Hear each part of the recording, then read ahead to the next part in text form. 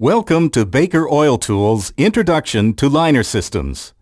In this demonstration, you will learn about some of the basic equipment and techniques used in a typical liner installation. There are many variations appropriate for a wide variety of applications. When a prospective target is identified, the operator will surface location that the reservoir can be effectively drilled from. The drilling rig and associated equipment will be moved in and rigged up. First, the large diameter conductor pipe is driven into the ground, or alternately, open hole is drilled and the conductor casing is run and cemented conventionally.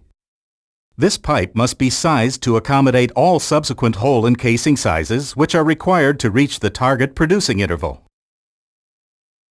The surface hole is drilled with a bit that is slightly smaller than the inside diameter of the conductor casing string. This hole is normally drilled to a point below the deepest known potable or drinking water layer.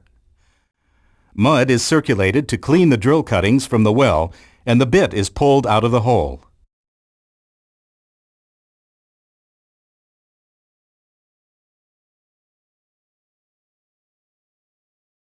Surface casing is then run to cover the entire open hole and the previous conductor casing.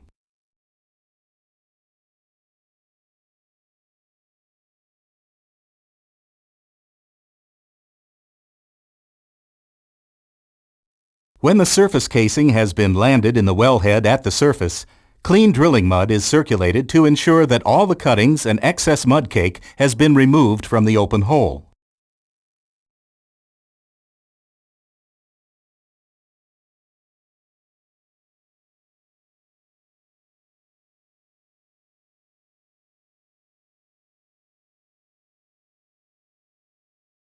When the mud returns are clean, cement is mixed and pumped down the inside of the casing, out the shoe at the bottom, and up the annulus, or the space between the outside of the casing and the open hole.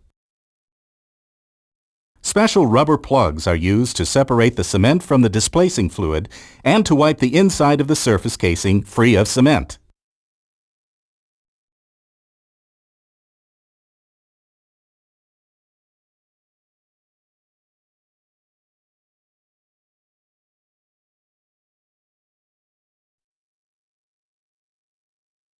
The lead plug in front of the cement lands on a baffle plate near the shoe and ruptures to allow cement to be displaced into the annulus.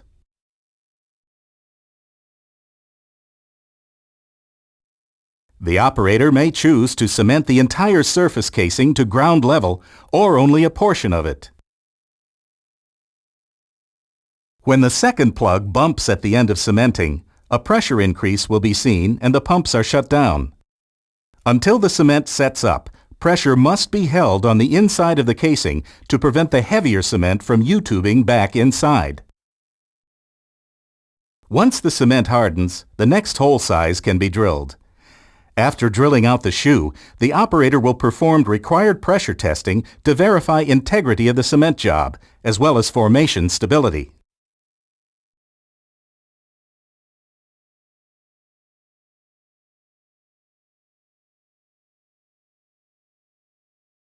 The next interval of open hole is then drilled.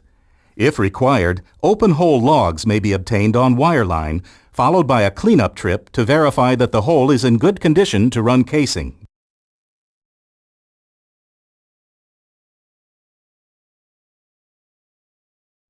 Since the surface casing was run relatively deep, the operator has decided to install a production liner rather than running a casing string all the way from surface. The liner assembly which is run is made up of liner casing and specialized equipment provided by an oilfield service company. Because it is critical that the components work in conjunction with one another, one manufacturer will normally provide all of the saleable and downhole rental equipment for a job. The first section of liner to be run is referred to as the shoe track. The components are typically thread-locked together to ensure that they may be drilled out later without breaking connections and unscrewing from the liner. The bottom of the liner is the float shoe, which performs two important functions. The shape of the shoe helps to guide the liner through the casing and open hole. Single or double check valves prevent backflow of fluids into the inside of the liner. A ported baffle ensures that balls or plugs inside of the liner cannot foul the float valves.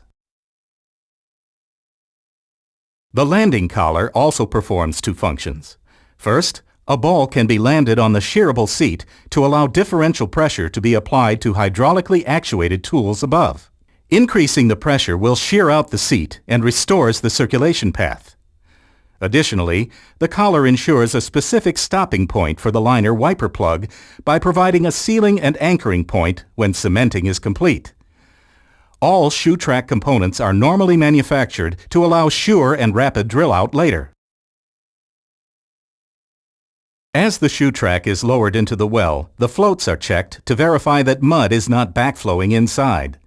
Additionally, the shoe track will be circulated through to verify that there are no obstructions.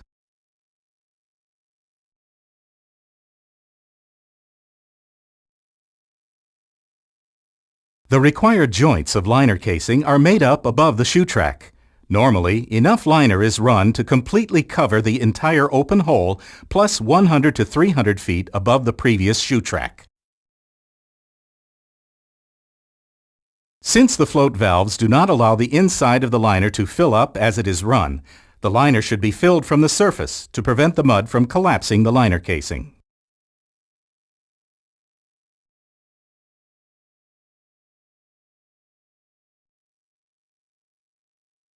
When the required number of casing joints have been run, the liner hanger assembly is picked up.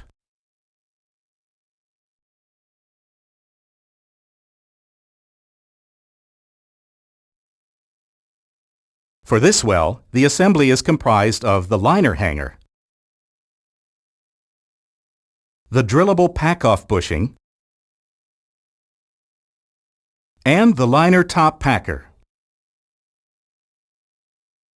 These are the components that will remain in the wellbore and are sold to the customer.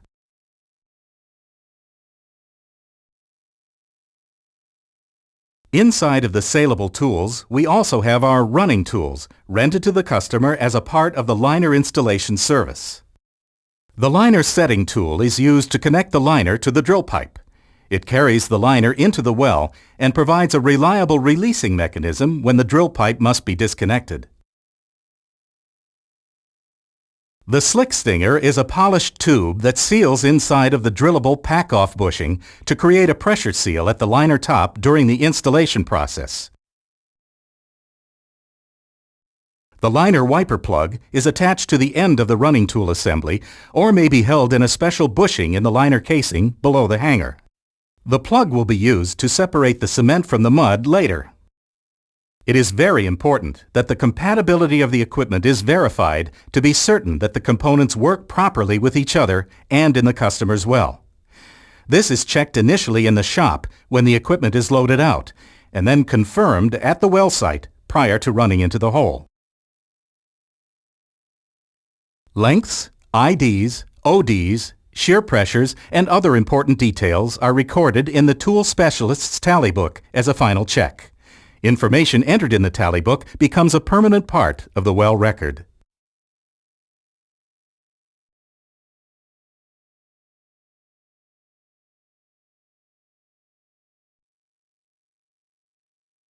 The hanger assembly is made up to the liner and circulated through to ensure that there are no obstructions.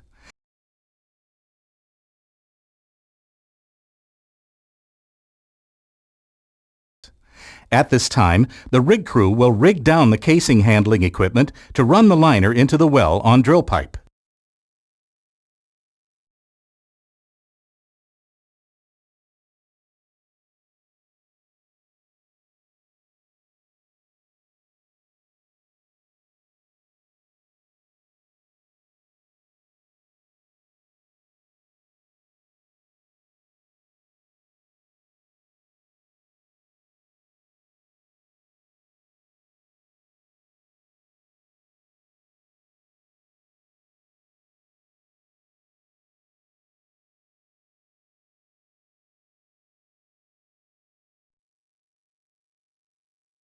With the liner full of mud, pick up and slack off weights are recorded.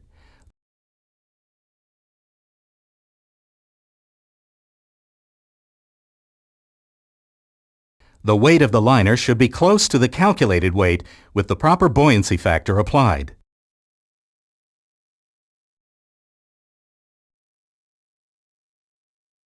The liner will be run into the hole until the liner shoe reaches the previous casing shoe. Again, we verify that we can circulate and we record the pump pressure. This will ensure that the drill pipe, liner, and annulus are filled with clean mud and hydrostatically balanced. From this point forward, the liner will be running into the open hole, where all operations must be carried out as efficiently as possible. Pick-up and slack-off weights are determined, and the liner is run into the open hole.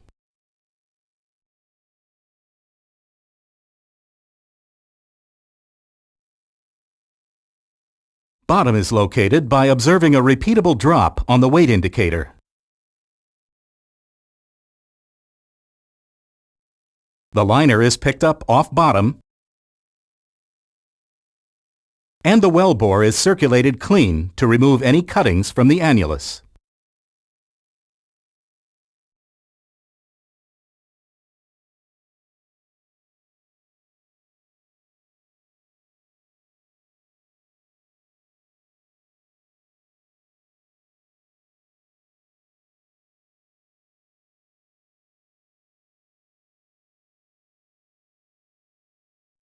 At the surface, special equipment has been rigged up on top of the drill pipe, which will be used to perform important operations during the cement job.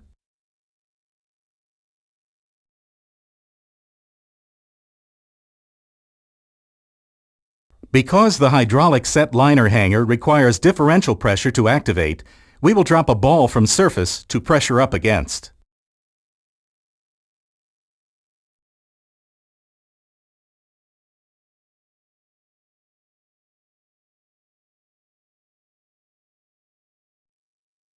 When the external handle is unlocked and rotated, the positive ball dropping sub will expel a setting ball into the ID of the drill pipe. The setting ball will be allowed to fall or may be pumped until it lands on the seat in the landing collar.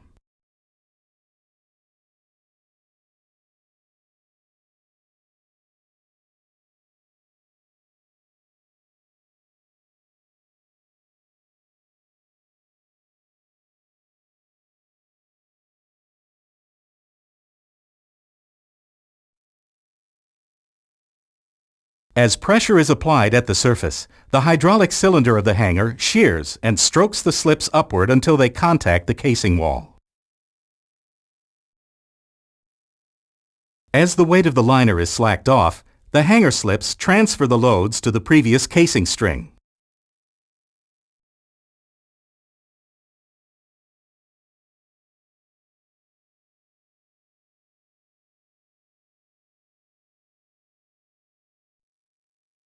The liner is now hung with the shoe several feet off bottom. The liner casing is in tension. To regain circulation, the setting ball is blown out by increasing surface pressure to shear the pins in the seat.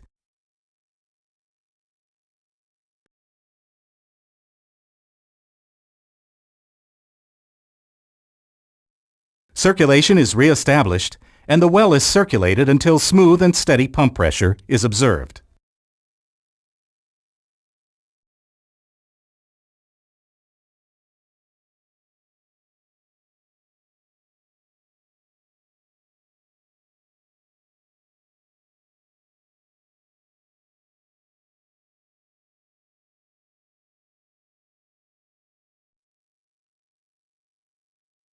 With the liner hung, we are ready to release the drill pipe from the liner.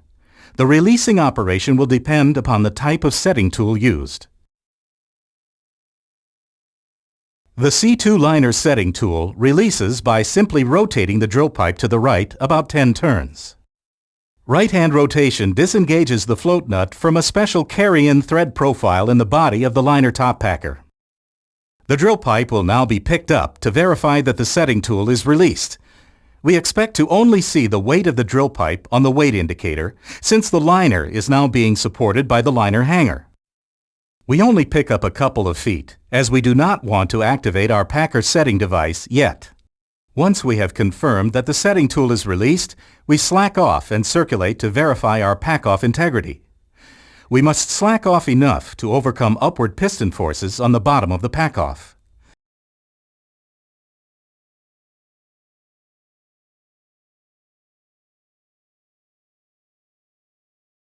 We are now ready to perform the cement job. The cementing company rigs up specialized blending equipment and pressure tests their pumps and surface lines. Once the cement is mixed and the properties are tested, it is pumped down the drill pipe and into the liner.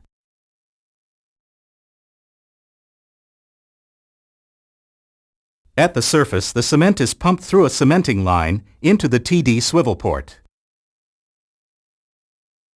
The cement flows around the pump-down plug, which is resting on a flapper inside of a sliding tube.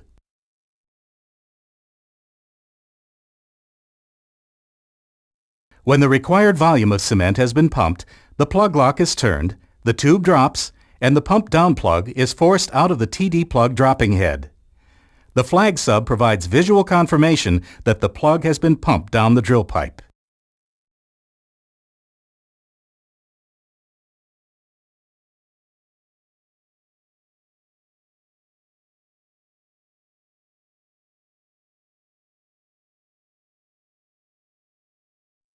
The pump-down plug follows the cement down hole, wiping the drill pipe and separating the cement from the displacing fluid. As the pump-down plug nears the calculated displacement to the liner wiper plug, the pumping rate is reduced. A pressure increase may be seen when the pump-down plug latches into the liner wiper plug, and the plugs will shear off of the running tool assembly. Displacement continues as cement is pumped out the liner shoe and up the annulus. As the plugs near the landing collar, the pump rate will be slowed again, and the bump will be observed by the increase in pressure.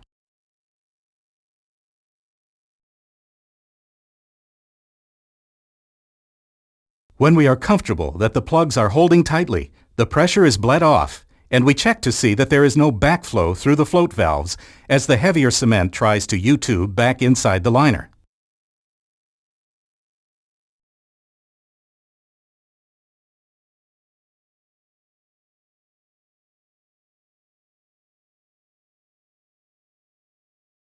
Now that our cement is in place, we are ready to set the liner top packer. To do this, we will pick up the drill pipe, expose the spring-loaded dogs in the packer setting dog sub, and apply set-down weight of the drill pipe.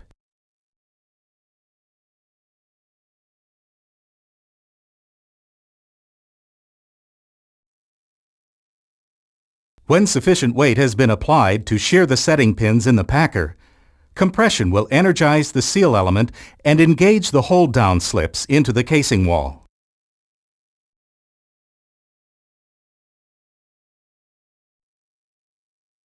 The packer is now set and will provide an effective annular seal between our liner and the previous casing string. Before pulling the drill pipe and setting tools out of the hole, it is recommended that excess cement should be circulated out from the annulus above the liner top packer. First, the drill pipe is raised to remove the slick stinger from the drillable pack-off bushing. A light pressure test may be performed to verify that the liner top packer is sealing if desired.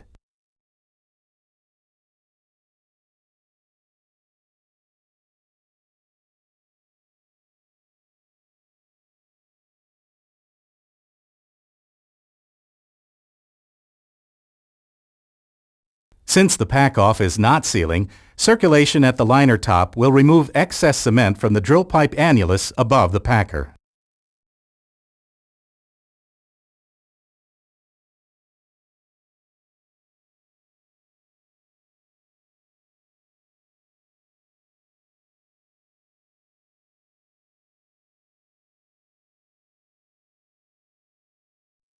When the returns from the annulus are clean, circulation is stopped.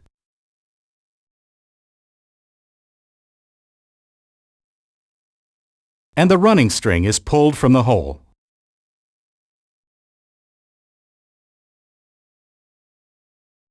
At surface, the setting tools are cleaned and their condition is checked before preparing them for return shipment to the district.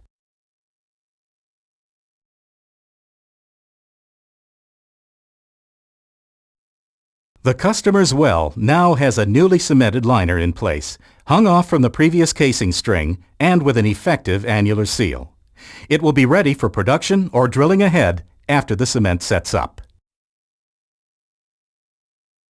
This completes the demonstration of installing and running a liner system. Please contact your local Baker Oil Tools representative for additional information or visit our website at www.bakerhughes.com/BOT.